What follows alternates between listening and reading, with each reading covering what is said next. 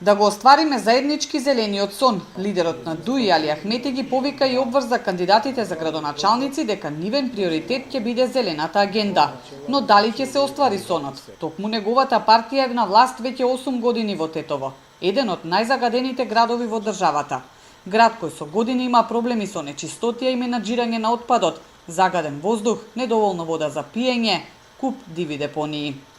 Që nënkupton investim në menaxhim efektiv me mbeturinat, përfundim të rrjeteve të kanalizimit dhe ujë të pastër për pije, gasifikim, shtigje, vrapimi dhe ciklizmi, parkingje, trafik të lehtësuar, më shumë gjelbrim, më shumë parqe.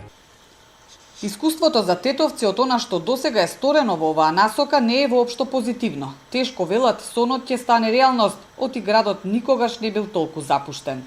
Чисто сумњам дека може тоа да се спроведе.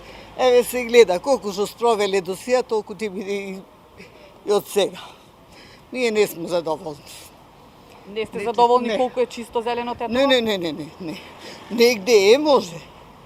Али ки што треба у центарот не е. Не верувам. Према ова што е до сега. Задоволни сте колку е Тетово за сега чисто, зелено, средено? Чисто не е. Овде се знае, спортскиво не ми се свиѓа. Не може. Више нека се смени друг. Не тај. Не верувате дека може Тетово да го направи чисто зелено? Па до сега го направила, сега ќе го... Нели? Колку сте задоволни колку е Тетово среден град чисто? Многу.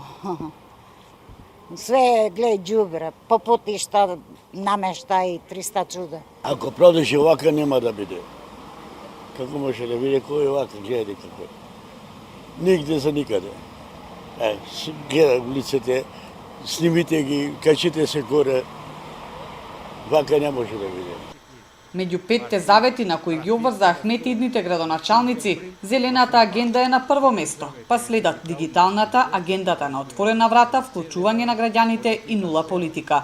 Барем досега, општините кои ги водеа кадри на ДУИ не се покажаа најдобро ниту во овие области.